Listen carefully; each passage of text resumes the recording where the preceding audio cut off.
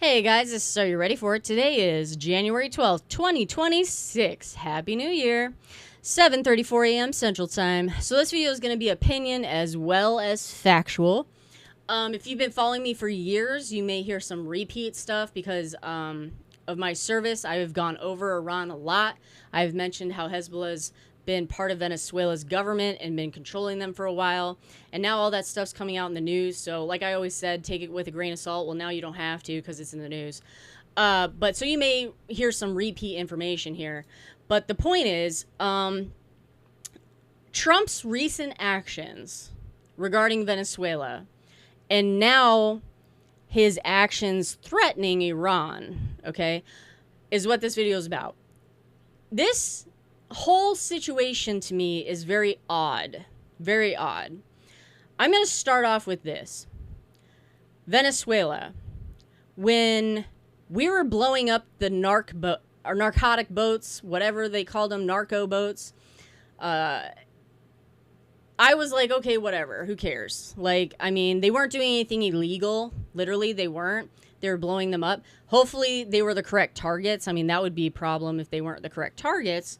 But I didn't really have a problem with that, you know, because those boats were actually coming towards and going where their end game was to make it to the United States with fentanyl and all this other bullshit they're bringing to the United States. Because fentanyl has been coming from China and Iran and even Africa and all kinds of places. But the main player was China, you know, and they were bringing it to Venezuela, bringing it into Mexico, and it was all making it up here. And people were snorting the shit, taking pills, all this stuff was laced, and people are dying. So originally, his actions regarding being on Venezuela's, you know, coast and stuff and taking out these narco boats was, I thought was, I don't know, it was like, okay, whatever. Like, if that's a way to curb what's happening, I mean, do whatever you want. I really don't care. I didn't give a shit about that. As long as they were the right targets. Now, what he recently did with Venezuela, and Iran has something to do with Venezuela's oil industry, and I'll get into that in a second. That's questionable as well. So anyway, when he took Maduro and his wife out of the country and extracted them and brought them to the United States, and now they're going to be put on trial and stuff, people are like, oh, that was unconstitutional. Congress had to know about it, blah, blah, blah, blah. Well, it's technically not unconstitutional because Congress didn't have to be aware of it or approve it because it's not a war action, because we extracted someone militarily and then left. We don't have any military in Venezuela that is publicized anyway, but we're near them. We're near Venezuela in the oceans and stuff and in the waters, but we're not, boots aren't on the ground or anything like that. So it wasn't a war action. It was an extraction. And there's quote-unquote precedent for that because other presidents have done that to other leaders. Because guess what the United States loves to do? Regime change. And it always works out for us, right? And it works out so well for other countries too. So the point is, it was not that it was unconstitutional. It's not unconstitutional and it wasn't illegal, but it was sketchy. It was a little weird, okay? But whatever. The point is, I don't know how many of you people know this, but Maduro was installed, right? Because he wasn't actually elected. He was the bus driver of Chavez. I don't understand how he got into the position that he was in to begin with.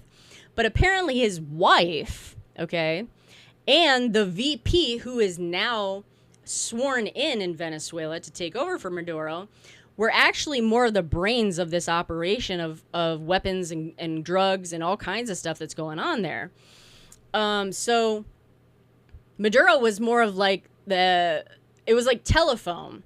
The women were doing the dirty work of planning and all this bullshit, telling Maduro about it, and Maduro was spreading it out to whoever he needed to do, including Hezbollah and people that were there, and other militias that are there, local militias that are there, that are Venezuelan and stuff like that, doing all this stuff with drugs and weapons and money and blah, blah, blah, blah, blah, right?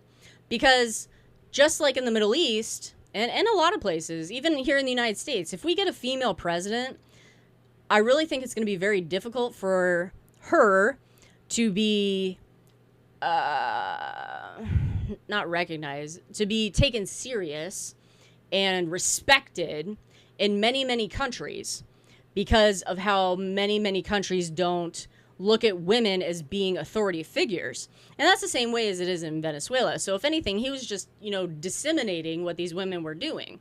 He really isn't a very bright dude, apparently.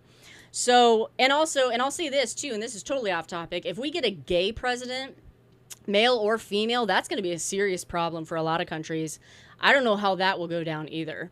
But that's off the topic. I'm just saying. So a woman president or a gay, lesbian, whatever the fuck president in the United States is going to have a kind of a difficult situation dealing with global geopolitics. Off topic.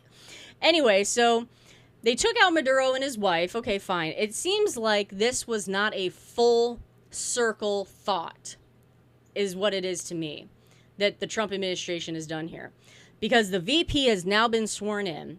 Not the person that the people of Venezuela actually voted for, that was like 60 or 70% of the vote, went to this chick that has been in hiding because she's basically, on hit lists. And she has done interviews and stuff. So I've seen this chick. I don't know her name.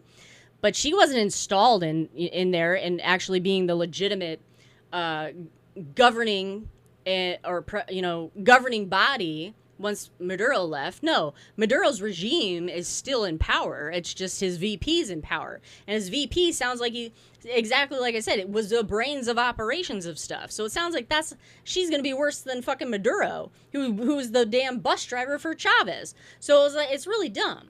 So anyway, then after all that happened, Trump starts talking about oil, right? From Venezuela.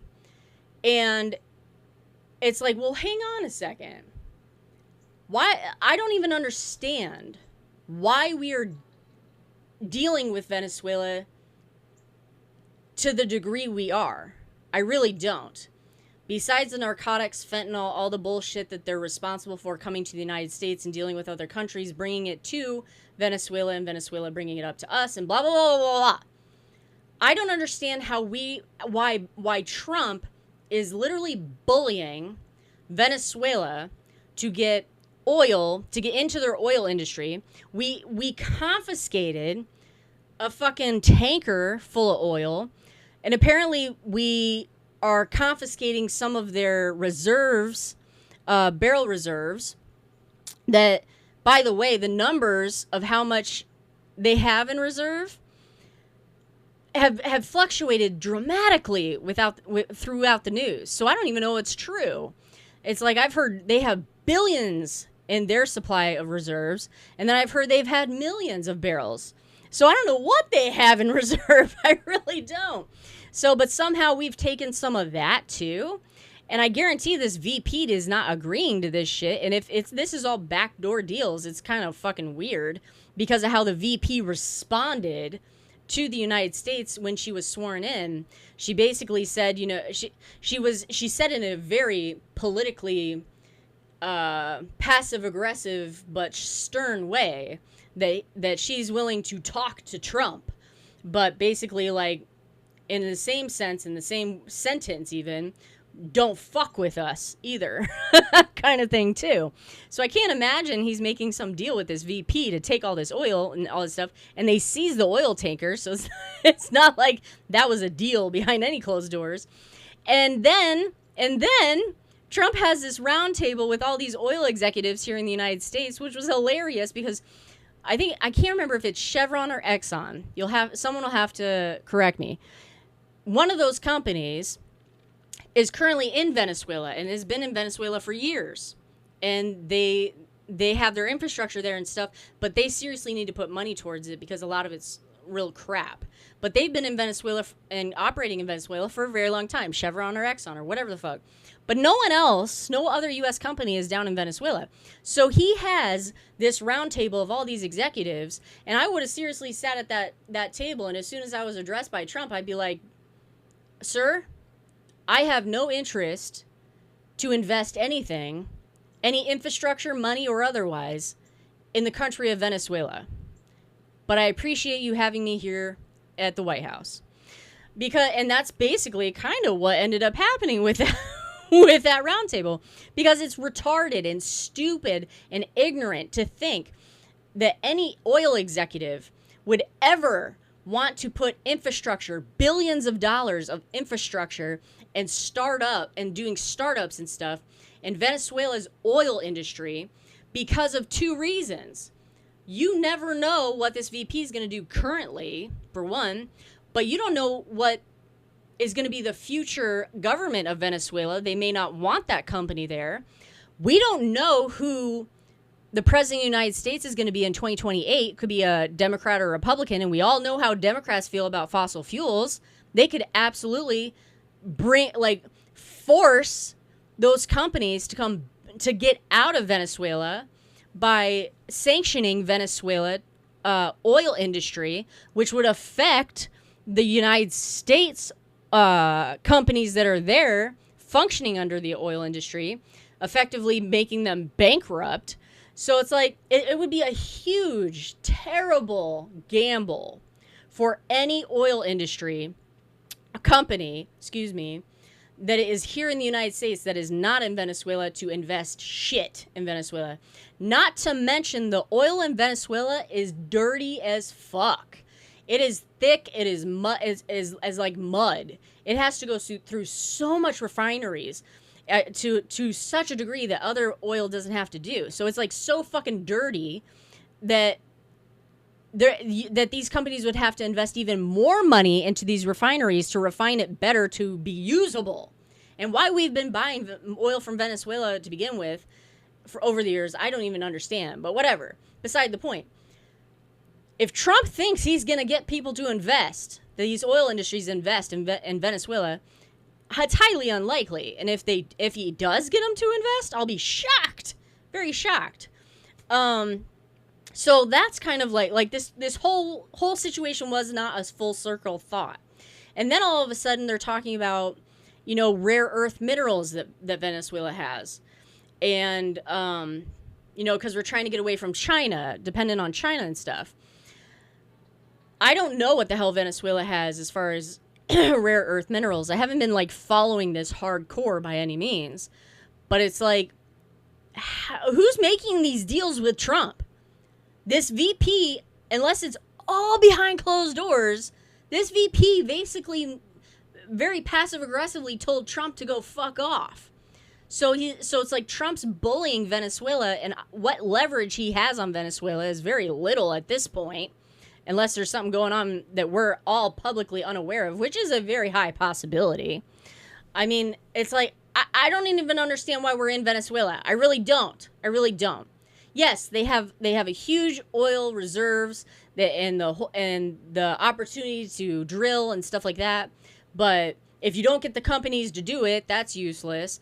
And the rare earth minerals, I don't know what the fuck is there, but you're going to have to get U.S. companies in there and be approved by a Venezuelan government to be there and to sell it to us and everything else. These types of contracts and stuff and these deals would probably take years to be put into effect. And all the infrastructure that would need to go into all this stuff would take years to do. And like I said, who knows who's going to be running Venezuela at that time or who's going to be the president of the United States. I mean, it's ridiculous. Here's the other thing that is interesting that probably nobody knows about that I read a headline of the other day. In 2022, the oil industry in Venezuela has been struggling for a long time. In 2022, Iran, because they're very close, okay, actually made a 20-year deal commitment with the government of Venezuela to invest in their oil industry, in drilling and everything else. Iran has infrastructure in Venezuela they paid for, okay, and was helping Venezuela, oil industry out. And that was in 2022. That's 4 years. So they've got 4 years worth of shit that Iran owns in Venezuela regarding the oil industry. So what's going on there? Did that agreement just blow up? Did Iran get their shit back? Did Iran sell it to Venezuela? Is Trump ignoring the fact that thing exists? Are they ignoring that Iranians have have infrastructure and investment in the oil industry in Venezuela. Like, where's that coming from? How's that going on? Why is Trump bullying the hell out of Venezuela all of a sudden? What is so special about Venezuela? I don't get it. I really don't. Venezuela is a harboring ground for terrorists, for sure. And I know that from my service because we were following around all these different groups and stuff. But yeah, I mean, so like Hezbollah specifically has been in Venezuela for at least since 2010, at least, and then they seriously started influencing and integrating into the government much closer in about 2014, 2015, and then they've kind of just been there, and they've been, their best friends or whatever. And the VP they just installed, that's not going to make a difference. Hezbollah is still going to have a presence there, influencing stuff. So, and Hezbollah is not run by Iran or anything. Like, Iran, funds these, what everybody calls proxies. I always call Iran's, and I've said this in many videos, it's more of an infrastructure of a mob situation, because Iran gives money and weapons and drugs and does all this stuff for all these different, what everybody calls proxies, to do Iran's dirty work, okay? And just give them money to function so that the group can do their own dirty work too. But these groups are not fully funded by Iran by any means. So Iran doesn't own them or anything, but Iran pays these people in different ways, whether it's, drugs, sex, slavery, and human trafficking, and money, and all that stuff, to do the bidding for Iran that Iran doesn't want to be linked to doing. So they're doing stuff on behalf of Iran so that Iran and the Ayatollahs and the mullahs are not, implicated in stuff, okay? So Hezbollah is still in Venezuela. Like, Trump, like, I haven't heard shit from this administration about this, other than, I've heard, like, little bits of things saying, oh, Hezbollah is in Venezuela, blah, blah, blah, which I've been saying for years on my channel, because you guys know that, because it was part of my service. And I always said for years, and you can even take it now, take everything I say with a grain of salt type of stuff. Well, now you're seeing articles out in the news proving what I said. So the point is, it's like, I don't get the end game of what Trump is attempting to do here because of the current government that's in Venezuela and the current countries that are influential in Venezuela, and not only influencing, but literally have infrastructure like Iran does in their oil industry. I don't get it. It's so complicated. So complicated. Why are we focusing on Venezuela? I don't get it, other than the oil reserves. And it still doesn't make sense. And now, Iran is having an uprising. Well, here's the deal. Iran's been having protesters against the Ayatollah and the mullahs for a very long time. And they've, people have gone to the streets. They've been in prison. They've been hung in town squares, basically, as, a warning for everybody else. Like, don't fucking do this. For many years. They've had many protests over the years. And even under the Obama administration, they were having major protests. And Obama refused to support or say any type of support for the protesters. He was very smart of how he said it. Was basically like, the Iranians need to figure out their own shit kind of thing. But he did not say anything in support of the protesters. And that was a big deal during that administration. Well, the thing is with that is the reason this is happening now. Yes, it has to do with what happened in Venezuela with Maduro and his wife and stuff. But there's a lot more other ties there I won't even get into. But one of the main reasons that there's so much uprising now in Iran is because it's a new generation. The generation that grew up under this regime that was installed, back in the 70s or whatever, that is just horrible. It's just terrible. It's whatever. Anyway, those people were ruled and scared into, the position they were in. But those people have since had children, and those children have since had children, And those children are the ones that are in the streets right now because they are more modernized, because Iran actually is a lot more modernized than people think. It's not like Iraq or Afghanistan. I mean, they're not a third world country. Tehran is not a third world country.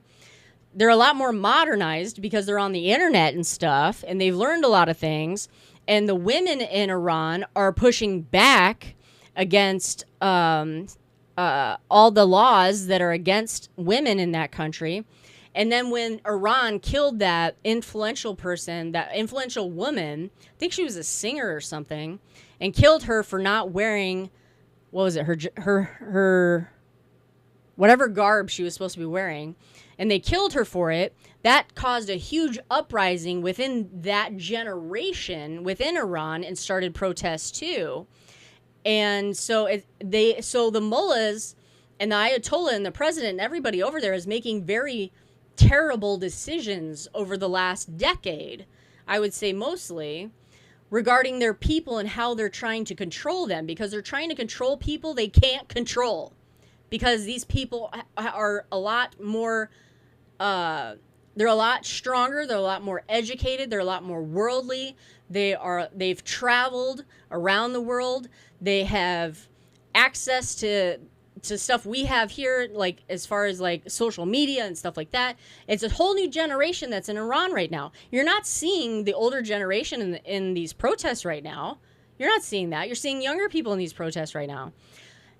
Now, Trump, reading this article that came out, why are we getting involved? It's one thing for Trump to say, I support the protesters that are happening in Iran. And the government cracking down on these protests and killing people is not appropriate and blah, blah, blah. But why is it that we are going to have a kinetic, for those of you who don't know what that means, it means bombing, military type involvement in the country for what's happening there? Why are we getting involved in that? And this article came out yesterday. Trump says Iran starting to cross U.S. red lines as protesters die in government crackdown.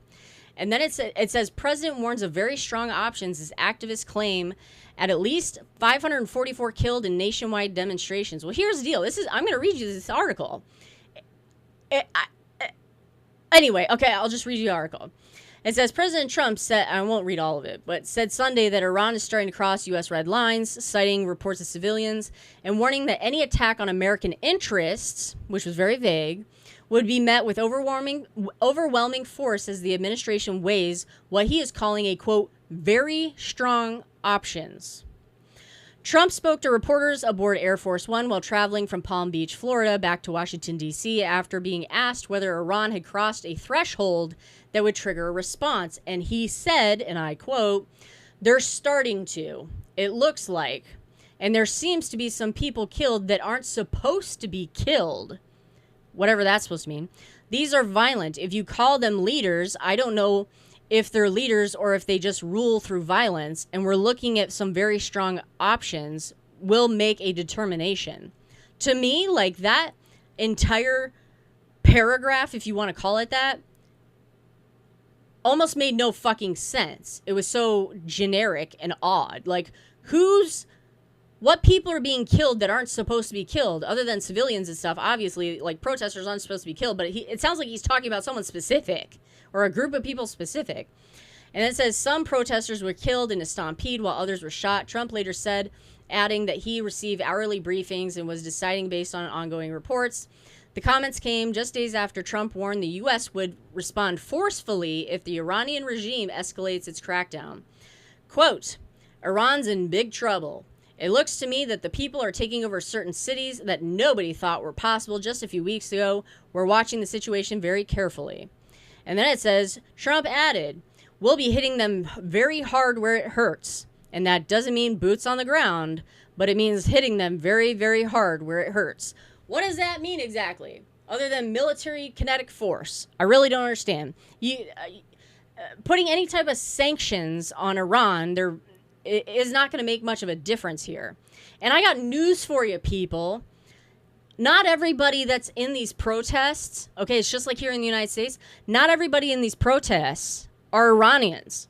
There's guaranteed there's instigators that are in these protests in Iran, and people that don't belong in these protests that are causing more of a destruction than they should be. They are taking down mosques and setting them on fire and stuff. There are people in Tehran and other, like, they've taken over like 190 or something different cities or provinces or what, I can't remember what it said somewhere. And they're all these protesters and stuff. It's like,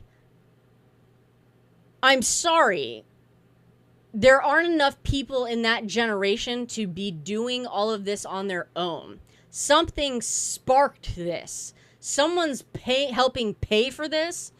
Other instigators from other countries are part of this. Other countries in general might be part of this. But the uprising is justified 100%. But it says the Associated Press Sunday said the activists claim at least 544 people have been killed and more feared dead. Tehran also warned the U.S. military and Israel that would be considered, quote, legitimate targets, end quote, if the U.S. intervenes to protect demonstrators. More than 10,600 people have been detained during the more than 2 weeks of protests. That's pretty intense. According to a U.S.-based human rights activist news agency, which the AP noted has been accurate during the previous unrests.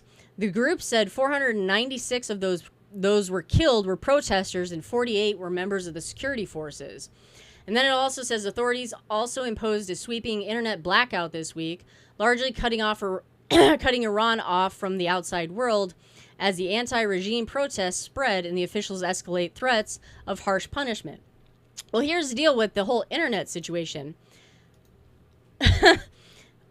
There's obviously ways to get around that. I mean, Elon Musk could easily help the people of Iran get back online, which would be really funny if he started setting up, the satellites for Starlink over there.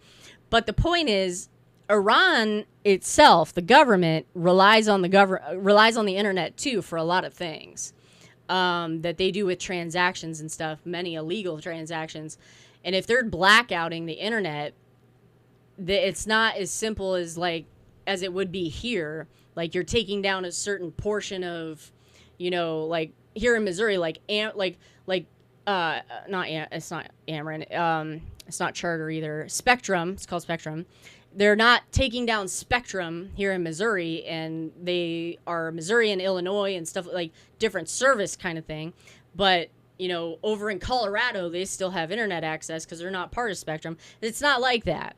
Iran has like one type of service and one type of servers kind of situation that does the entire country. You like my alarm? AC, it's 8:00. Means I need to turn the AC back up. Anyway, so the blackout is an entire country, including the government. And the government needs that back on. So the internet's not going to be down forever. If anything, it might become intermittent.